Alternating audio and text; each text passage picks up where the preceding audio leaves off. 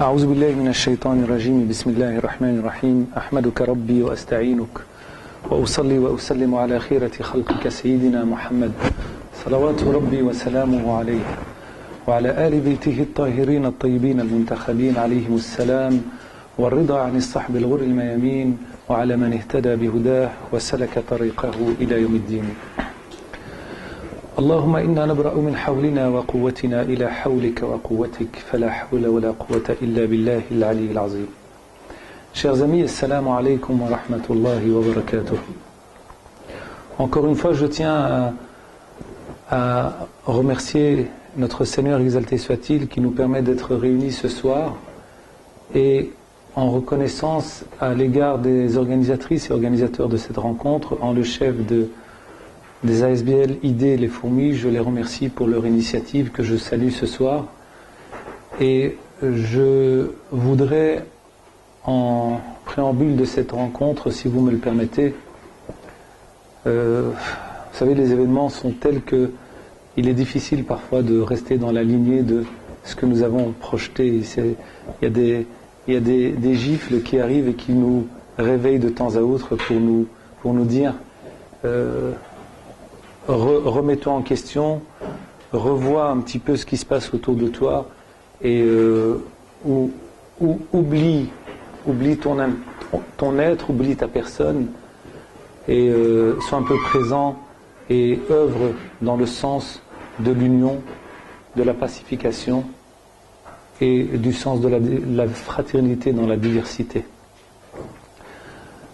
Alors il est difficile pour moi de parler ce soir, j'ai hésité avant de pouvoir venir pour ce cours ce soir parce que les événements sont tels que depuis lundi soir, lors de l'attentat et du massacre et du terrorisme et de la cupidité et l'ingratitude qui a frappé et qui a tué notre frère, notre ami, notre confrère, le Cheikh Abdallah Didou rahmatullahi alayh, quelqu'un que je connaissais personnellement, quelqu'un que j'ai appris à connaître, que j'ai appris à apprécier, avec qui on a partagé des moments d'échange, de points de vue, nourris par des écoles plurielles, mais toujours dans le respect, la diversité et la fraternité. Je l'ai rencontré à peu près 2 mois pour la dernière fois de ma vie, puisque je ne le reverrai plus, de sa vie, rahmatullahi alayh. Et c'était encore une fois un moment d'échange dans une fraternité intense et une spiritualité élevée, rahmatullahi alayh. Alors permettez-moi d'avoir une pensée pour notre cheikh et notre frère et notre imam, au-delà des divergences, au-delà des différences, au-delà des appartenances, parce que quand on en arrive là et que on franchit le pas de porter atteinte à la vie de quelqu'un ou de porter atteinte à des lieux de culte, qu'est-ce qui nous reste? Dans le Coran al-Karim, notre Seigneur exalté soit-il nous rappelle la sacralité entre guillemets des lieux de culte. ولولا دفع الله الناس بعضهم ببعض لهدمت صوامع وبيع وصلوات ومساجد يذكر فيها اسم الله كثيرا صدق الله العظيم. Et si Dieu n'avait pas voulu la diversité entre les hommes, cette pluralité, cette diversité, cette richesse, le fait que les uns se poussent par les autres, c'est-à-dire des arguments, des échanges, le vivre ensemble, seraient détruites des synagogues, des églises, des temples et des mosquées. Je parle bien des synagogues, les lieux de culte pour la communauté juive, nos frères et sœurs juifs, les lieux de culte pour nos frères et sœurs chrétiens, les églises, et les temples pour nos frères et sœurs à l'époque idolâtres, polythéistes, associationnistes. Aujourd'hui, pour les bouddhistes, les hindouistes, pour les laïcs, agnostiques ou athées qui ont un temple de recueillement, etc., tout lieu de culte a une sacralité, et la mosquée. Et Dieu dit dans lesquels le nom de Dieu est invoqué abondamment. Avec quel état d'esprit je peux me présenter dans un lieu de culte, en tant que musulman dans une mosquée, y mettre le feu et provoquer la mort de quelqu'un. D'autant plus un imam qui représente la spiritualité, qui représente la communauté. Je ne voudrais pas que l'émotion soit convoquée aujourd'hui. Les décharges émotives, on les a vues, on les a entendues. Les propos parfois démesurés de certains aussi sur Internet, les échanges sur des forums de discussion, c'est maladroit. Mais je voudrais que le sang de notre frère Abdullah rahmatullahi alayhi wa qaddasallahu ruhah wa tayyaballahu tharah, je voudrais que son sang puisse arroser l'engagement vers une fraternité, une unité, une union, le sens de responsabilité, de partage, de convivialité intracommunautaire entre ceux qui se disent chiites et ceux qui se disent sunnites.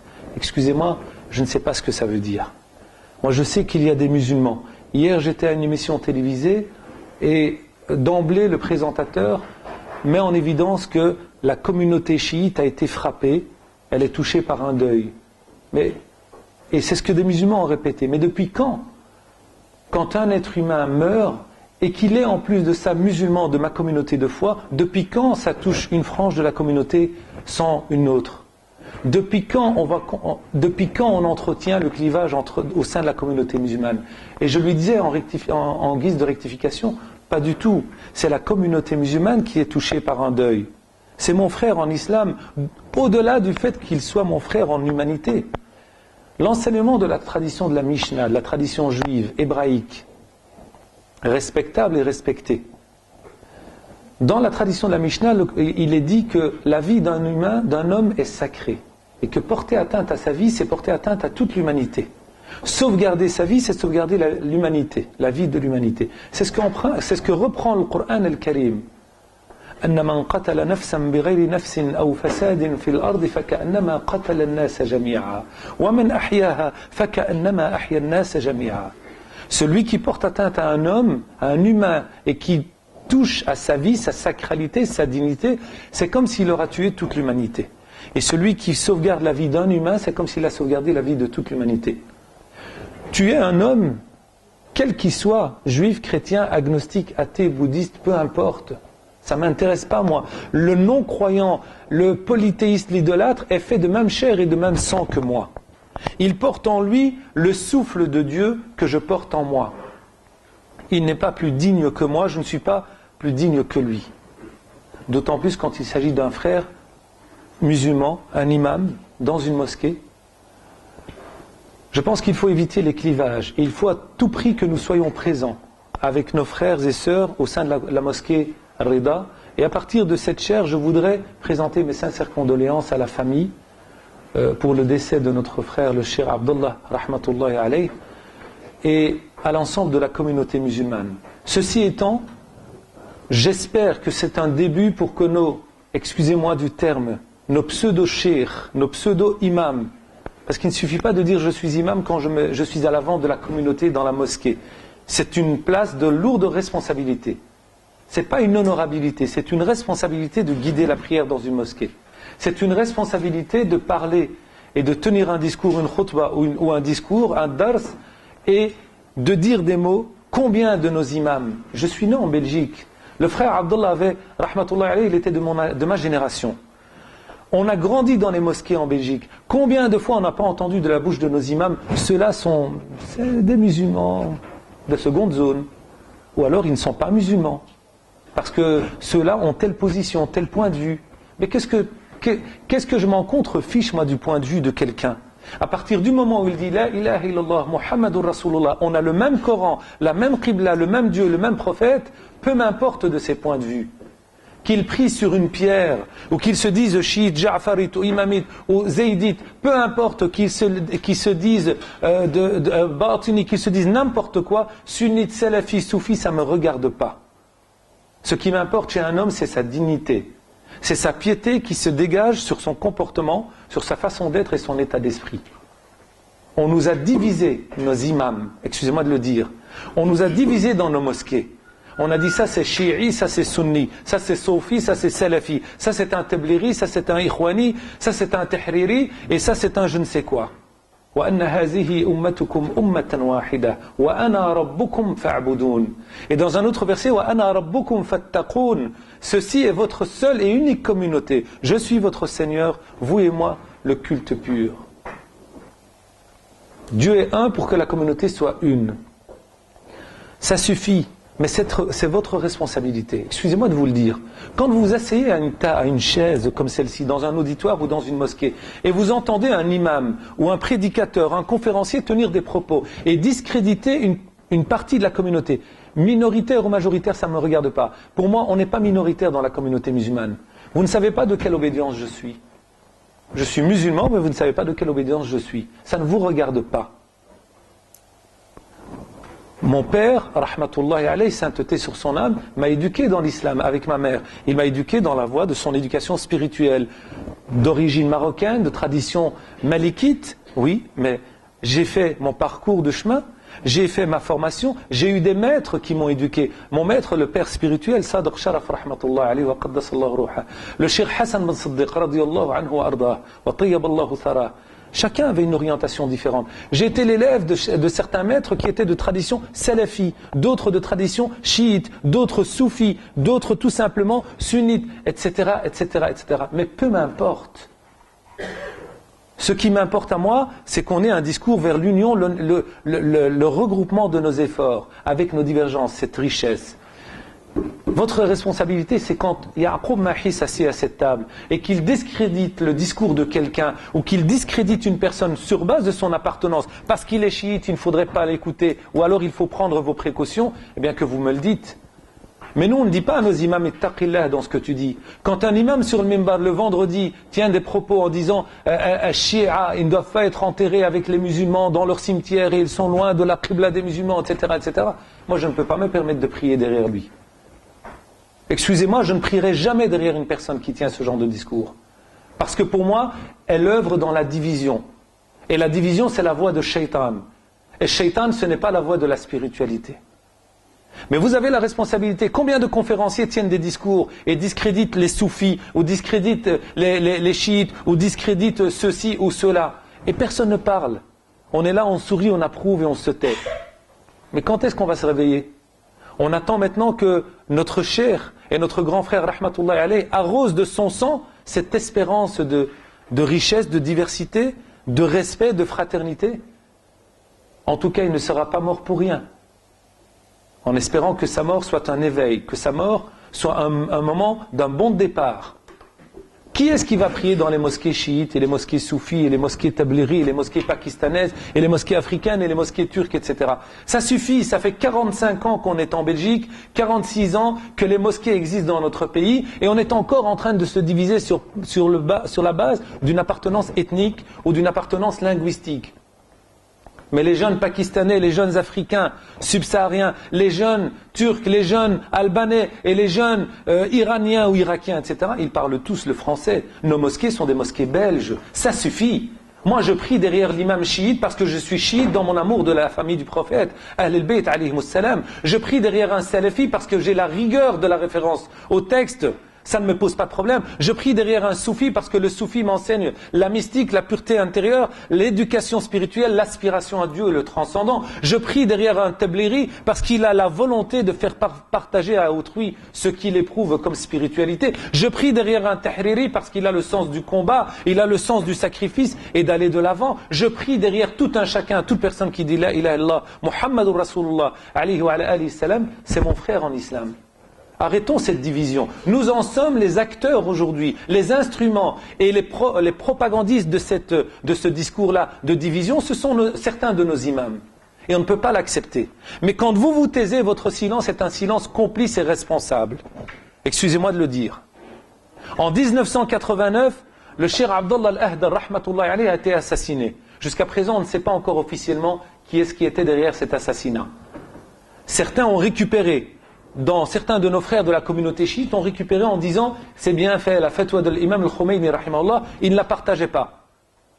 Mais peu m'importe, l'imam al-Khomeini rahmatullah alayhi, c'est un imam, il a un point de vue. Lui, il avait un point de vue, peu m'importe moi les points de vue. Mais en tout cas, il a payé de sa vie. Pourquoi? On ne sait pas jusqu'à présent. 36 ans, 5 enfants. C'est la deuxième fois que l'on tue un imam, que l'on frappe au sein d'une mosquée. Le Cheikh Abdullah rahmatullah alayhi, Didou rahmatullah alayhi, il avait 46-47 ans. Et jusqu'à quand on va continuer comme ça? Les choses sont très graves. Laissons la police faire son travail, mais à nous de nous mobiliser dans l'union, dans le sens de la responsabilité, dans la compassion avec l'ensemble de la communauté et la famille en particulier par rapport à ce qui s'est passé. Permettez-moi, chers frères et sœurs, d'avoir une pensée pour notre frère le Cheikh Abdullah, en vous demandant un moment de recueillement pour ceux qui le veulent intérieurement et ceux qui le veulent par le partage de Surat al-Fatiha sur l'âme de notre frère le Cheikh Abdullah rahmatullahi alayhi. أعوذ بالله من الشيطان الرجيم بسم الله الرحمن الرحيم الحمد لله رب العالمين الرحمن الرحيم مالك يوم الدين إياك نعبد وإياك نستعين اهدنا الصراط المستقيم صراط الذين أنعمت عليهم غير المغضوب عليهم ولا الضالين آمين صدق الله العظيم اللهم ارحمهم برحمتك الواسعة.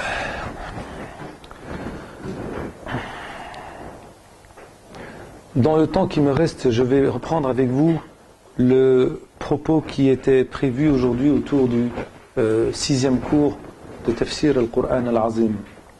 Et je vous invite bien sûr à répondre présent aux veillées nocturnes dans la mosquée Ar-Rahman, notamment aujourd'hui et demain pour le Cheikh Abdullah rahmatullah alayh.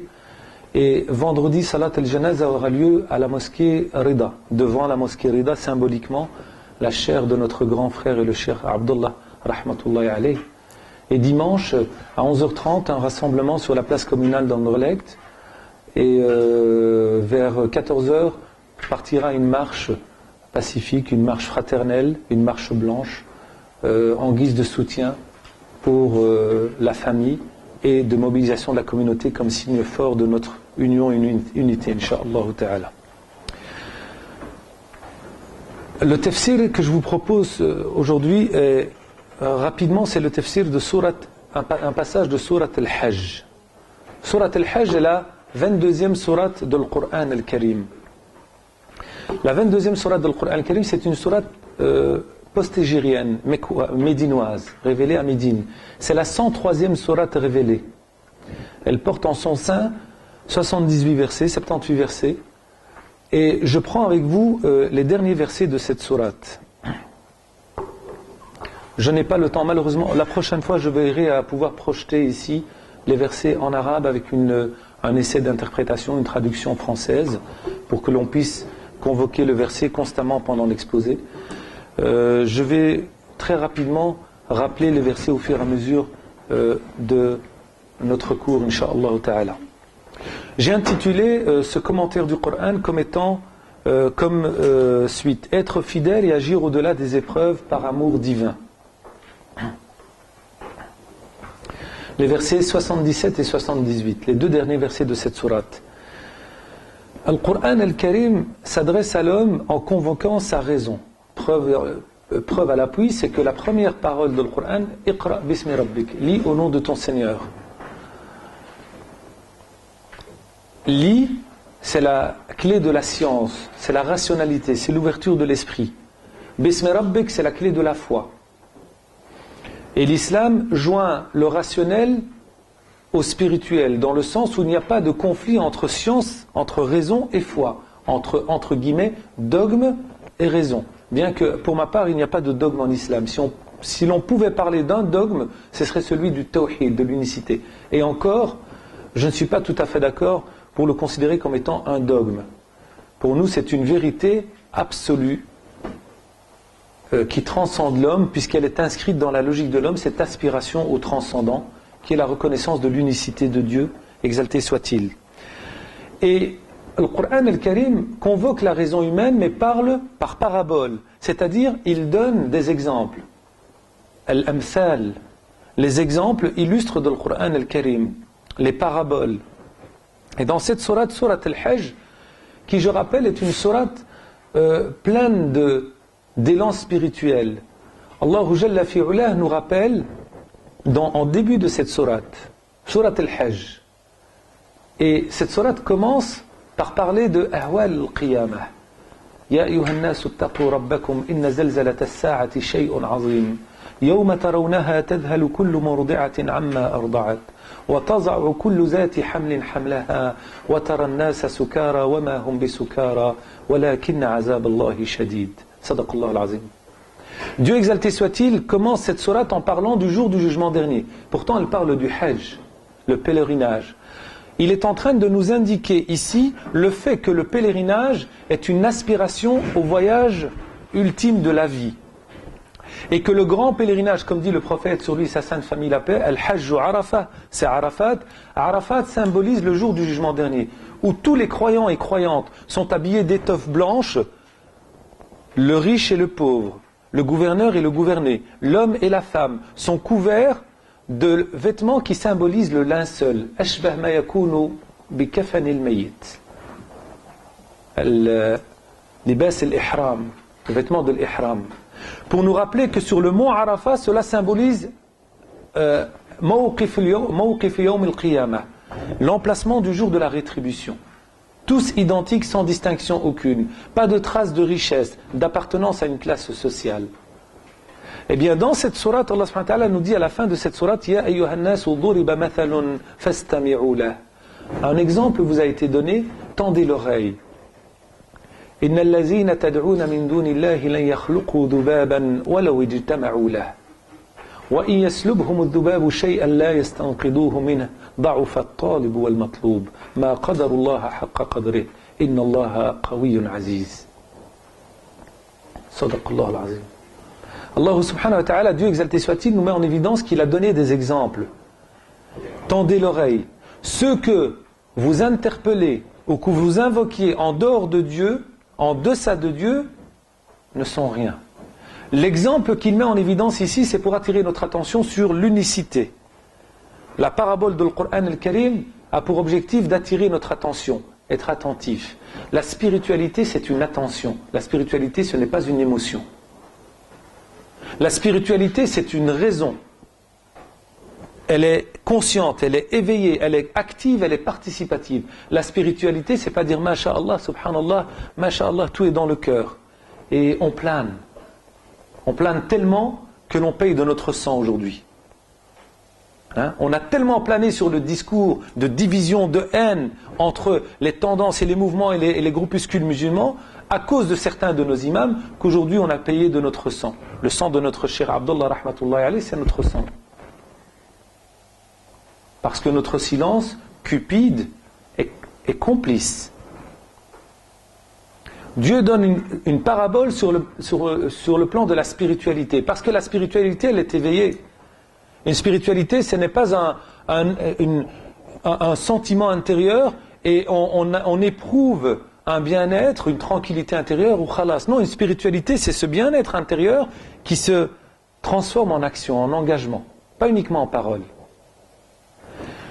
Et Dieu donne un exemple. Il dit Innal lazina tad'una min dunillahi lan yakhluqu dhubaban walau ijtama'u lahu. Ceux que vous invoquez en deçà de Dieu ne peuvent créer même pas une vermine, un moustique. Ils ne sont pas capables de créer. C'est-à-dire ceux que l'on adule, ceux que l'on considère les divinités. Hubal, Allat, Al-Uzza, etc. Chez Quraysh, aujourd'hui c'est qui les divinités? Dans un certain temps c'était Pharaon, c'était Haman, c'était Qarun. Aujourd'hui c'est l'argent, c'est le pouvoir, c'est le désir, c'est le plaisir, c'est le sexe, c'est les tentations, c'est les passions, c'est l'orgueil, c'est la fierté, c'est la cupidité, c'est l'individualisme, c'est moi, ana, el-ananiya. C'est ça les divinités aujourd'hui. Avoir, pouvoir et savoir. Les trois éléments qui provoquent l'orgueil, la prétention à la suffisance. Je, ana khayrum minhu. Iblis a dit, je suis meilleur que lui. Le je, la prétention à la suffisance. La spiritualité, c'est de l'humilité. Le prophète alayhi wa sallam dit celui qui s'humilie devant Dieu, celui qui est humble devant la grandeur, la majesté divine, Dieu l'élève. Il élève son rappel, il élève sa valeur, exalté soit-il. Eh bien, ceux que vous invoquez en deçà de Dieu ne peuvent rien créer. Et même s'ils s'unissent pour cela. L'enseignement du prophète alayhi wa sallam, à la fin de sa vie, un jeune garçon derrière lui, Abdullah ibn Abbas alayhi rida wa salam, et lui dit, Ya Ghulam, Ya Bunay, ô enfant, ô petit enfant, ô garçon, ô jeune, Ô fiston, إِذَا سَأَلْتَ فَاسْأَلِ اللَّهِ. Si tu demandes, demande à Dieu. وَإِذَا اسْتَعَنْتَ فَاسْتَعِنْ بِاللَّهِ. Et si tu cherches refuge auprès de Dieu. وَإِذَا تَوَكَّلْتَ فَتَوَكَّلْ عَلَى اللَّهِ. Si tu remets ta confiance, remets-la entre les mains de Dieu. وَاعْلَمْ أَنَّ الْأُمَّةَ لَوْ اجْتَمَعَتْ عَلَى أَنْ يَنْفَعُوكَ بِشَيْءٍ لَنْ يَنْفَعُوكَ إِلَّا بِشَيْءٍ قَدْ كَتَبَهُ اللَّهُ لَكَ وَلَوْ اجْتَمَعُوا عَلَى أَنْ يَضُرُّوكَ بِشَيْءٍ لَنْ يَضُرُّوكَ إِلَّا بِشَيْءٍ قَدْ كَتَبَهُ اللَّهُ عَلَيْكَ رُفِعَتِ الْأَقْلَامُ وَجَفَّتِ الصُّحُفُ. Le prophète alayhi wa alayhi salatu wassalam nous rappelle et il donne conseil à cet enfant de revenir à l'essentiel, à Dieu, une spiritualité engagée, responsable, active et participative. Prendre conscience que Dieu est l'axe central de ma vie. Ce n'est ni le pouvoir, ni le savoir, ni l'avoir. Rien. Tout ça, ce sont des ustensiles, des accessoires. Ta carte en banque, ta famille, tes proches, ton argent, ton compte en banque, etc. Ça ne vaut rien du tout. Ah où 47 ans. Le Cheikh Abdullah rahmatullahi alayhi, 47 ans. Qaddasallahu ruhah. Il a payé de son sang. Il est martyr, shahid al-da'wah. Shahid al-da'wah. Où? Dans la maison de Dieu. Masjid al-Imam Rida alayhi salam. Dieu a voulu qu'il soit martyr. Il est parti à l'âge de 47 ans. Qu'est-ce qu'il a laissé? Nous, on se pose la question, qu'est-ce qu'il a laissé? Et les gens se posent la question. Subhanallah, il a laissé une femme et 4 enfants. Rahimahullah ta'ala. Oui. Il a laissé une maison, une voiture, ceci, cela. Al-malaika, les anges, ils posent la question Mada qaddam. Nous on dit Mada tarak, et eux ils disent Mada qaddam. Qu'est-ce qu'il a présenté pour l'au-delà? Il a donné sa vie. Il arrosa de son sang l'espérance de l'avenir d'une communauté, pour la fraternité, pour l'union, incha'Allah ta'ala.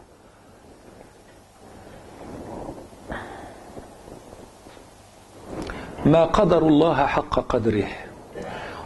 Ils n'ont pas pris en considération la valeur de Dieu. À partir du moment où on aspire à d'autres divinités, les divinités du pouvoir, du désir, du plaisir, de l'avoir, du paraître aujourd'hui, eh bien, on n'a pas la considération de Dieu. Si nos imams dans nos mosquées, excusez-moi de le dire, ils avaient ce souci, je suis méchant quand je parle des imams, je suis méchant quand je parle des théologiens, je suis membre du conseil des théologiens, et je suis écœuré par l'attitude de certains, je suis proche de nos imams, je suis écœuré par l'attitude de la Ligue des imams. Même si un communiqué est sorti. Mais il ne fallait pas attendre cela pour parler. Depuis quand siègent avec nous dans nos assemblées des imams de tout bord, de toute aspiration? Non, celui-là, mais tu vois, il est chiite. Et c'est mieux d'éviter. Mieux d'éviter quoi? C'est mieux d'agir dans la division? C'est mieux de déchirer la communauté? On n'a pas pris en considération Dieu dans la communauté et on a divisé la communauté. Shia, Sunna, Sofiya, Salafiya. Oui, chiite. Et alors, ça te dérange? Ça te dérange que je sois aspiré par l'amour de Ahl al-Bayt et que je suive l'enseignement de Ahl al-Bayt? Ça te dérange? Alors tu as un problème dans ta foi, mon frère. Ça te dérange que j'aime les compagnons du prophète? Ça te gêne? Alors tu as un problème.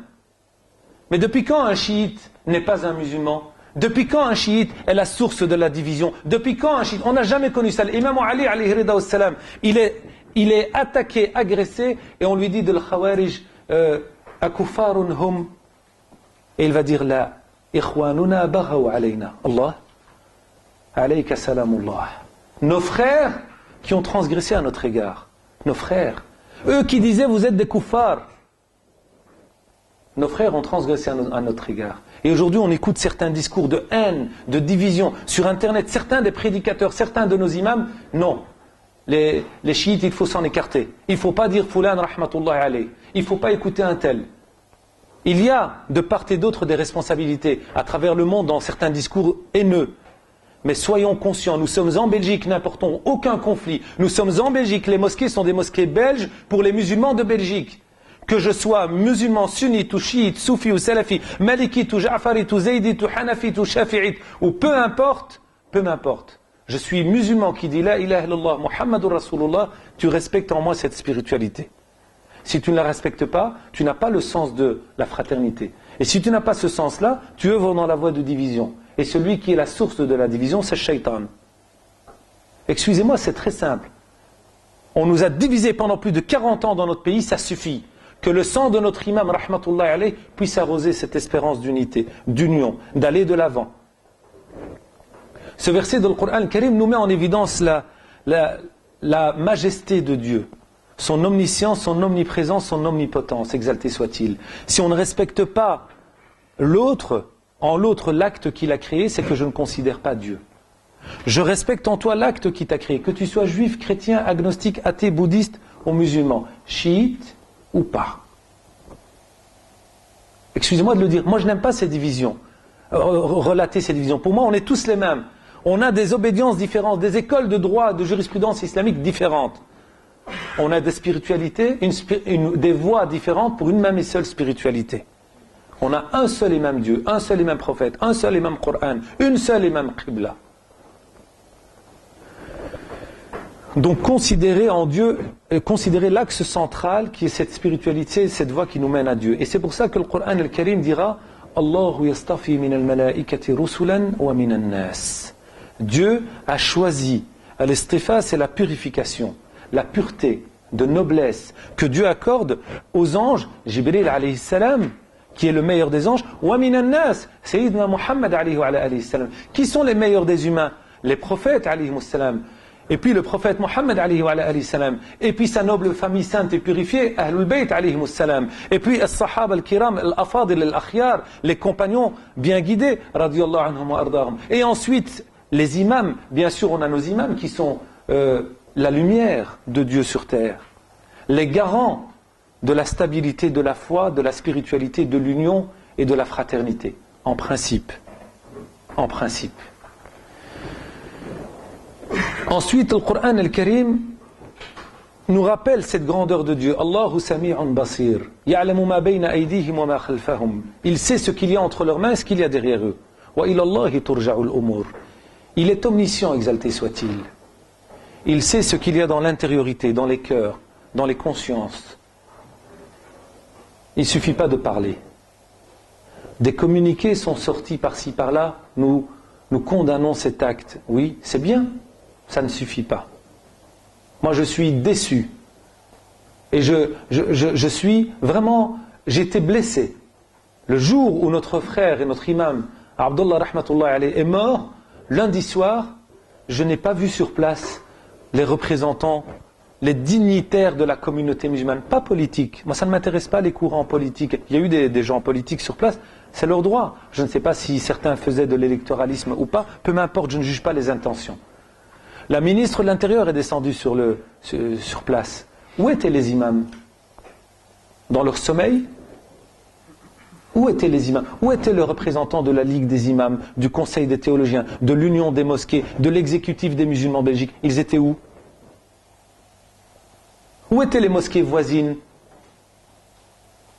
Excusez-moi, je suis en voyage, j'annule mon voyage, je reviens. C'est pas n'importe quoi, on a frappé la communauté. On n'a pas frappé les musulmans chiites ou les musulmans sunnites. On a frappé les musulmans et l'islam de Belgique. On a touché à la sacralité d'une mosquée, la maison de Dieu.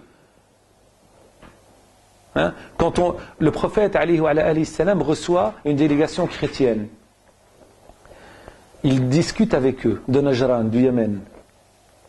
Et à un moment donné, il se retire, il demande pour se retirer pour accomplir la prière. Et le prophète alayhi salam leur dit, mais vous êtes dans la maison de Dieu, c'est ici que vous allez prier. Et ils font la prière, selon la méthode chrétienne, dans la mosquée de Médine, dans la mosquée du prophète alayhi salam.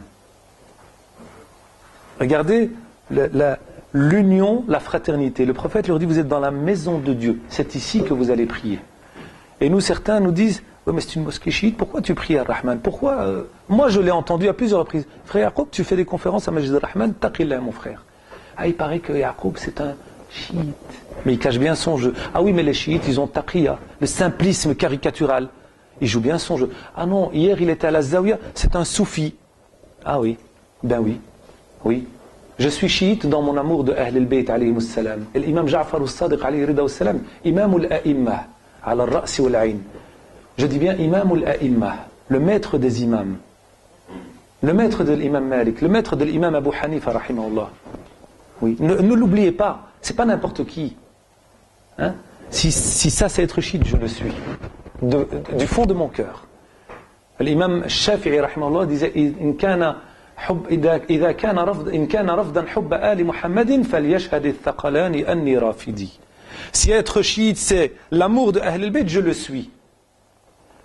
Parce que je suis de l'école Ja'farite ou Zaydite ou une autre école de la tradition chiite, je suis mauvais musulman. Il ne faut pas prier dans cette mosquée parce que ceux-là c'est des Tablighi, ceux-là c'est des Ikhwani, ceux-là c'est des Salafi, etc. Et les courants divers qu'il y a dans toutes ces tendances. Et alors ? Si le chrétien prie dans la mosquée du prophète, si l'église, la synagogue et le temple a une sacralité, comme dit le Coran al-Karim, لولا دفع الله الناس بعضهم ببعض لهدمت صوامع وبيع وصلوات ومساجد يذكر فيها اسم الله كثيرا. La sacralité des synagogues, des églises, des temples et des mosquées. Parce que le nom de Dieu est invoqué abondamment. Eh bien, si on nous dit n'allez pas dans cette mosquée parce que c'est une mosquée de telle obédience, on œuvre dans la division. Et j'en veux à certains de nos leaders religieux. Leur absence lundi soir devant la mosquée Reda, leur absence hier dans la mosquée Rahman, qu'est-ce que ça veut dire? Oui, mais on va faire un communiqué. Mais non, un communiqué, c'est bien un communiqué, mais c'est au moment même qu'il faut le faire. Parce que vous êtes une instance officielle. Mais votre absence, elle veut tout dire. Il ne suffit pas de dire, nous dénonçons, c'est très grave, mais il faut encore agir dans la voie de l'union. Permettez-moi d'insister là-dessus. Je suis désolé, les choses sont très graves. On a transgressé, on a dépassé toutes les limites. Quand on ne connaît plus la sacralité de la dignité d'un homme, qu'est-ce qui nous reste? Je termine, si vous me le permettez. Ya ayyuhallazina amanu rka'u wasjudu wa'budu rabbakum waf'alu al-khayra la'allakum tuflihun. Après cette logique coranique qui invite à l'unicité, le tawhid, kalimatu tawhidi li tawhidi al-kalimah. La parole de l'unicité, je me rappelle le premier cours de cette année, on l'avait mis en évidence, pour l'unité de la parole. Si Dieu a voulu que, si Dieu est un, c'est pour que cette communauté soit une. Diverse, plurielle dans ses aspirations, mais une dans son objectif ultime. Revenir à Dieu, exalté soit-il. Même le juif, le chrétien, l'agnostique et l'athée est fait de même chair et de même sang que moi. Il est sacré dans sa dignité. Qui suis-je moi pour porter atteinte à sa vie, à ses biens? Hajjat al-Wada', le prophète Ali alayhi salam nous le dit. La tarji'u ba'di kuffaran yadribu ba'dukum a'naqa ba'd. Ala inna dima'akum wa amwalakum wa a'radakum haramun alaykum ka hurmati yawmikum haza fi shahrikum haza fi baladikum haza. La sacralité des biens, la sacralité de la vie, du sang, la sacralité de la dignité de l'individu. Ya ayyuhallazina amanu. Ô vous les hommes de foi. Abdullah ibn Mas'ud radiyallahu anhu warda disait, quand tu entends Ya ayyuhallazina amanu dans le Coran al-Karim, fa asghiha uzunak. Fa innahu khayrun tu'maru bihi aw sharrun tunha an. Allahu jalla fi'ala, Dieu exalté soit-il, t'interpelle par la meilleure des caractéristiques, celle de la foi. Ô vous les hommes de foi. Ô vous qui avez délibérément accepté de vous inscrire dans la logique de la foi en un Dieu unique et de vous soumettre, d'adhérer à son projet, ce projet spirituel. Ô vous les hommes de foi. Ya ayyuhallazina amanu rka'u wasjudu wa'budu rabbakum waf'alu al-khayra la'allakum tuflihun. Al-ruku' c'est la génuflexion, al-sujud c'est la prosternation. Allahu jalla fi'ala met en évidence ici les éléments qui sont les élans de la foi. Le grand maître soufi qui a écrit Al-Hikam al-Ata'iyya, Ibn Ata'illah al-Sakandari, rahmatullahi alayh, il parle de la prière, il dit As-salah hiya tuhrun fil Hikam al-Ata'iyya, dans ses sagesses, tuhrun lil qulub min adnas ad-dunub istiftah abwab al-ghuyub. La prière, c'est une purification des péchés, purification des cœurs, min adnas ad-dunub, de la souillure des péchés. La prière, c'est un moment où tu casses ton rythme quotidien à 5 fois par jour. Tu as plongé, tu as baigné dans l'insouciance, la fragilité, l'oubli, et à un moment donné, tu viens te recueillir, plonger dans la spiritualité, te ressourcer, te purifier, et tu retournes dans la masse, et tu reviens faire un pas en arrière pour mieux sauter, et ainsi de suite 5 fois par jour. La prière. Istiftah abwab al-ghuyub. Elle entrouvre les portes du cachet. Dans le Coran al-Karim, dans Sourate Ali Imran, Allah subhanahu wa ta'ala nous parle de Rabbaniyin. Ar-Rabbani, celui qui a cette rigueur de revenir auprès du Seigneur exalté soit-il. Les caractéristiques de la seigneurie, comme disait saint Thomas d'Aquin. Ar-Rabbaniyoun sont définis dans le Coran al-Karim وَلَكِنْ كُونُوا رَبَّانِيِّينَ بِمَا كُنْتُمْ تُعَلِّمُونَ الْكِتَابَ وَبِمَا كُنْتُمْ تَدْرُسُونَ. De par ce que vous enseignez, vous apprenez du livre, de par ce que vous dispensez, vous enseignez. Vous apprenez le livre, c'est la référence au Coran al-Karim, à la tradition du prophète alayhi salatu wassalam. Ar-Rabbani, disait Abdullah ibn Abbas, fuqaha, hulama, hukama. Des gens de fiqh, de hilm, de sagesse, de compréhension de sagesse, de hikmah. La sagesse, ce qui manque à nos discours, la sagesse, ce qui manque à notre engagement, à notre tissu associatif, à nos mosquées et leur rayonnement. L'imam Al-Hassan Al-Basri, il approche le même verset, il dit Rabbaniyoun ay fuqaha ahlu ibadatin wa taqwa. Il dit ce sont des fuqaha, des gens qui ont la compréhension, qui ont le fiqh. Ils ont compris le but, l'objectif du texte, mais ils ont une rigueur. Ahlu ibadatin wa taqwa. Al-ibada, l'adoration, et taqwa, la piété. Il ne suffit pas de dire que je prie. Al-Khawarij, tahqiruna salatakum ila salatihim, comme disait le prophète alayhi salam. Leur prière était pointue. Lakin lil asaf. Tout se passait dans la tête. La maladie du cœur et la maladie de la conscience. L'insouciance.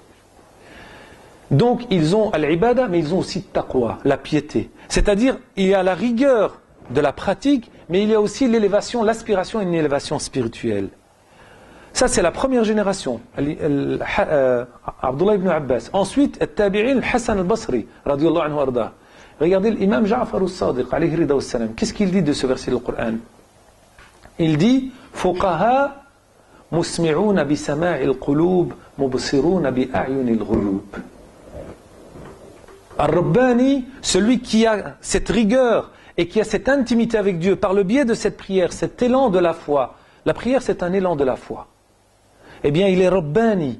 Il entend au-delà de l'ouïe, il perçoit au-delà de ce qui est caché, musmi'una bi sama'il qulub, par l'intériorité, mubsiruna bi a'yunil ghuyub. Ils voient au-delà du caché. C'est-à-dire, ils sont habillés par la proximité, l'intimité de Dieu, exalté soit-il. Ils deviennent la main de Dieu. Je parle encore par parabole, a'udhu billah, entendez-moi bien. Ils deviennent l'outil de Dieu par lequel ils prennent. L'outil de Dieu, le pied, entre guillemets, par lequel ils avancent. C'est-à-dire Dieu, ils sont l'habitacle de la lumière de Dieu. Hein? Il y a un hadith, daïf. J'aime pas, moi, rentrer dans hadith sahih, hadith daïf, ça ne m'intéresse pas. C'est ça qui nous a divisés. Sahih et daïf, bid'a et sunnah, sofiya, salafiyya, shi'a et sunnah. Il y a un hadith qui nous rappelle, tout simplement, Al-qalbu baytur rabb. Le cœur est la demeure du Seigneur. Tu deviens l'habitacle de Dieu. Eh bien, l'imam Ja'far al-Sadiq met en évidence que ce Rabbani devient celui qui entend par l'intériorité, au-delà de l'ouïe, et celui qui perçoit au-delà de ce qui est caché. Parce qu'il est habillé par la proximité, l'intimité de Dieu. Si tu es habillé par la lumière de Dieu, tu deviens la main par laquelle, il devient cette main par laquelle tu prends, ce pied par lequel tu avances, cette ouïe par laquelle tu entends, cette vue par laquelle tu observes. Comme dit le hadith al-Qudsi, si tu l'implores, si tu cherches refuge auprès de lui, il te prend sous sa protection, exalté soit-il. L'enseignement du grand maître Cheikh al-Akbar ibn Arabi rahmatullahi alayhi, celui qui a écrit Al-Futuhat al-Makkiyya, lorsqu'il dit « Mon cœur est devenu capable d'entrer dans toutes les formes.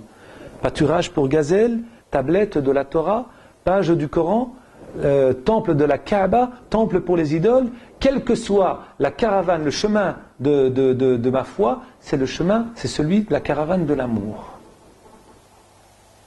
Le chiite, il aime Dieu, il prie Dieu, il invoque Dieu, il agit pour Dieu. J'aime en lui l'acte qu'il a créé. J'aime en lui ce frère qui me reflète la lumière de Dieu. Le soufi, le salafi, le tablighi, le ikhwani, le tahriri, peu m'importe. Le juif et le chrétien, mon frère juif et mon frère chrétien, il reflète quoi? L'amour de Dieu. C'est Dieu qui juge ce qu'il y a dans les cœurs. Moi, j'ai vu des chrétiens comme l'abbé Pierre, rahmatullahi alayhi. Et dites-moi encore, mais il n'est pas musulman, ce qu'on peut dire, rahimahullah. Rahmatullah, elle appartient à Dieu, exalté soit-il. Ça suffit, ce discours de haine et de division. Ça suffit de ce discours qui est toujours en train de on se cloisonne nous-mêmes dans une religion fictive. Nous sommes de Dieu et Dieu nous appartient, il n'est que pour nous. Dieu est le Seigneur de l'humanité. Moi, j'ai vu l'abbé Pierre et son discours et son engagement. Je l'ai rencontré une fois dans ma vie. Ça a été un élan spirituel intense. J'oublierai jamais cette rencontre qui a duré quelques minutes. Mais en tout cas, quand il est mort, moi, j'ai eu une pensée pour lui. J'ai prié pour lui. Rahmatullahi alayhi, c'est une prière. C'est le serviteur de Dieu. Moi, j'ai pas vu nos imams ici en Belgique faire ce que lui a fait. Excusez-moi de le dire. Quand on voit certains qui sont morts dans la communauté juive, des rabbins, comme Moshe Menoïm, rahmatullahi alayhi, que Dieu lui accorde sa miséricorde. Il a combattu pour la justice et la dignité du peuple palestinien. Il a combattu, il a dénoncé les exactions d'Israël en 1982, Sabra et Shatila, dans le sud du Liban. Il a soutenu l'action de Hezbollah contre l'ingratitude d'Israël. Oui, un juif. Oui. Ils ne sont pas tous sionistes. Excusez-moi, ne soyons pas simplistes et caricaturales. Quand on voit l'action sociale qu'ont fait certains imams à travers le monde, pourquoi ici en Belgique on ne prend pas cet exemple-là? On a eu des exemples, on a eu des imams ici qui étaient conscients, engagés, responsables, et qui ont à un moment donné œuvré dans la voie de l'union. Mais il y en a d'autres à qui ça n'a pas plu. Le Cheikh Sadr Sharaf rahmatullah a œuvré ici pendant 20 ans en Belgique. On a eu d'autres imams à ses côtés. Vous savez, j'aime beaucoup cette parole du Cheikh Mohammed Saghir, hafidahullah ta'ala, qui disait dans sa poésie: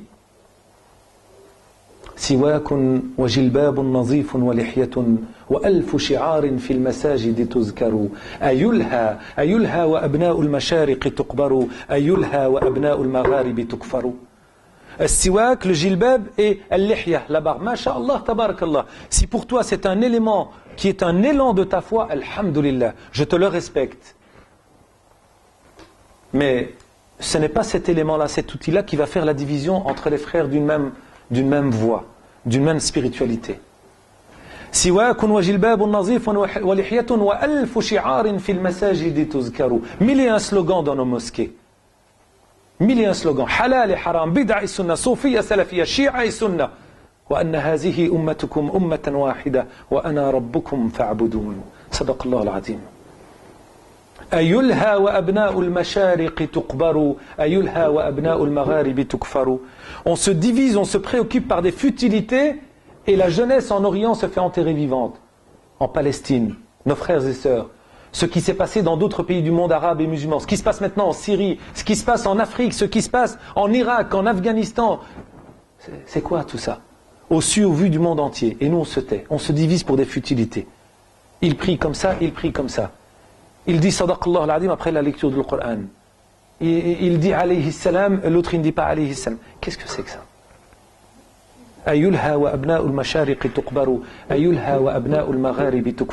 On se préoccupe par des futilités et la jeunesse en Occident, elle se fait dénuder de son identité. On a Mohammed et Hassan et Ahmed et Rachid, mais sans islam, qui est maghrébin, qui est une identité arabo-musulmane entre guillemets. Mais quelle islamité? Moi ça ne m'intéresse pas qu'il s'appelle un tel ou un tel. Moi qu'il soit musulman engagé, responsable, qu'il ait une spiritualité active, participative, qu'il soit la conscience éveillée de l'opprimé autour de lui. C'est ça que nous avons besoin. Mais c'est vous qui allez relever ce défi en interpellant nos imams, nos prédicateurs, lorsqu'ils tiennent des discours de haine, dire non, stop, on n'accepte pas cela. Et taqillah. On ne peut pas accepter ce genre de discours. On ne peut pas te laisser tenir ce genre de discours. Et on se doit de se mobiliser contre cela. Adorez votre Seigneur. Il ne s'agit pas de parler. Il ne s'agit pas de prier dans son intimité seul. Il s'agit de craindre Dieu, mais d'agir en conséquence de cette foi. La foi, la spiritualité, c'est une intériorité et c'est une extériorité. Adéquation entre les deux. وَجَاهِدُوا فِي اللَّهِ حَقَّ جِهَادِهِ. Al-jihad, c'est la lutte. La conscience éveillée de l'opprimé autour de nous. La lutte pour la justice, pour la dignité, pour le respect, pour la fraternité. la lutte, l'engagement. Ce n'est pas la lutte armée, c'est la lutte par la parole, c'est la lutte par les propos, c'est la lutte par l'engagement, c'est par des positions, par une personnalité, et aussi la lutte armée quand il s'agit de prendre des positions et de s'engager pour la libération des peuples opprimés. En Palestine, qu'on ne me dise pas ce sont des kamikazes, et ils tuent aveuglément. Oui, moi je ne suis pas pour que l'on tue des innocents, des femmes et des hommes, juifs, chrétiens, athées, agnostiques, bouddhistes ou n'importe quoi. J'accepte pas ça. Mais ce qui se passe en Palestine, c'est de la légitimité d'exception. Moi je comprends ce qui se passe. Sans légitimer, je peux comprendre. C'est de la résistance. Et la résistance, elle utilise les moyens de bord. Lorsque les enfants sont démunis, à Gaza, vous voyez des enfants qui sont démunis de tous les moyens et des tanks qui viennent détruire tout ce qu'ils ont. Excusez-moi, vous trouvez dans les rues d'Hébron, en Palestine, des sionistes de colonies qui sont armés et qui sèment la terreur dans une rue où il n'y a que des Palestiniens. Les Palestiniens ne peuvent pas descendre de chez eux à des moments particuliers, des moments précis. Ils sont tous armés, ils ont ce qu'ils veulent et ils sont une minorité, mais ils sèment la terreur. Israël est le procureur du terrorisme international. Mais Israël ne pourra être jugé et le peuple palestinien ne pourra restaurer sa dignité qu'à partir du moment où les musulmans seront la conscience éveillée des opprimés autour d'eux.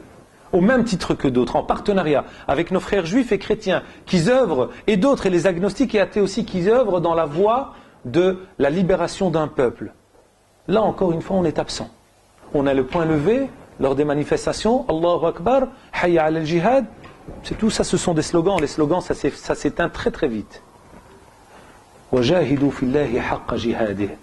Ce qui s'est passé hier, avant-hier, le massacre, l'attentat contre la mosquée de l'imam Rida, le massacre de notre frère, la mort de notre grand frère, le cheikh l'imam Abdullah rahmatullahi alayh, ce qui s'est passé, c'est indigne si on se tait de notre part.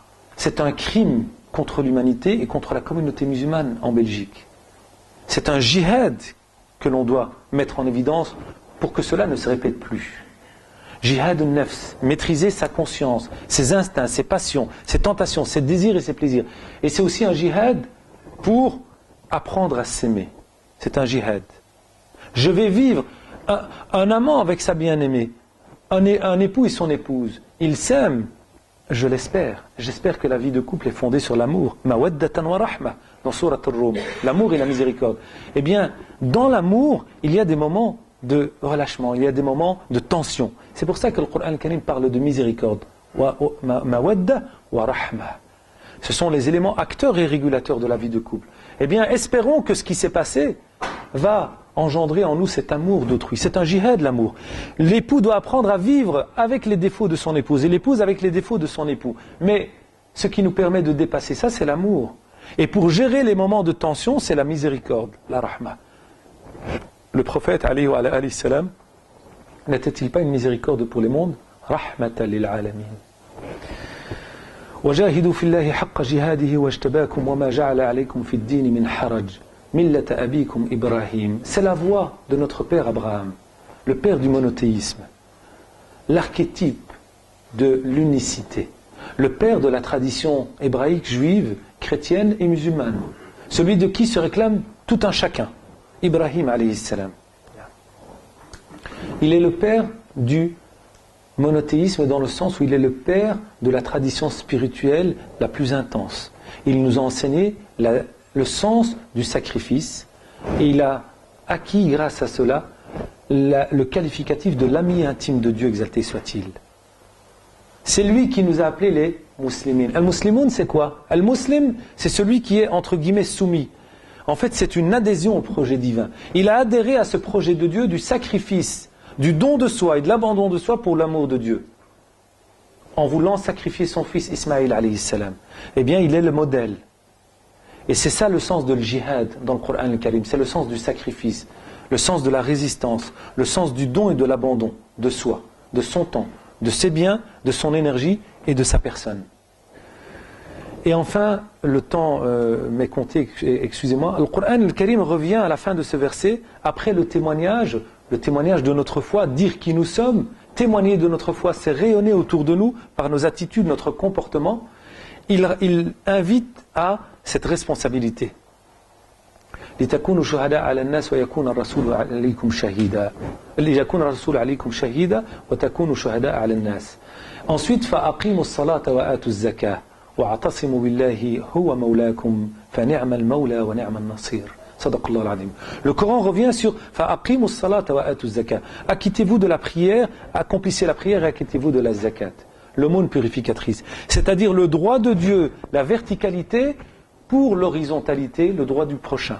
Restaurer la dignité d'autrui en donnant la zakat, ne pas lui laisser tendre la main comme un mendiant, mais subvenir aux besoins du nécessiteux, du pauvre, de celui qui est dans le besoin. Besoin d'amour, besoin de fraternité, besoin de compassion, besoin d'une oreille tendue, d'un cœur ouvert, besoin de moyens, besoin d'une présence. La misère affective, elle tue autant que la misère sociale.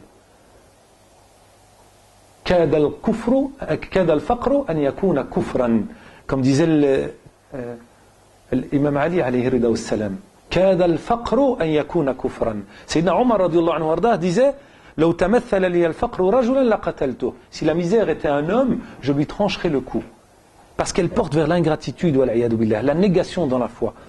هو سماك فأقيموا الصلاة وآتوا الزكاة واعتصموا بالله. Cramponnez-vous à Dieu, exalté soit-il. Tenez à Dieu. C'est le cordon ombilical de notre spiritualité, Dieu. L'axe central de notre préoccupation. Ce n'est pas la rentabilité, la performance, comme une société comme celle-ci. Le professeur Roger Garoudi, hafidahullah, disait, dire Dieu, c'est dire que la vie a un sens. Qulillahu thumma darhum fi khawdihim yal'abun. Sadaqallahu al-azim. Wa'tasimu billahi huwa mawlakum fa ni'mal mawla wa ni'mal nasir. Il est votre maître, votre patron, votre seigneur.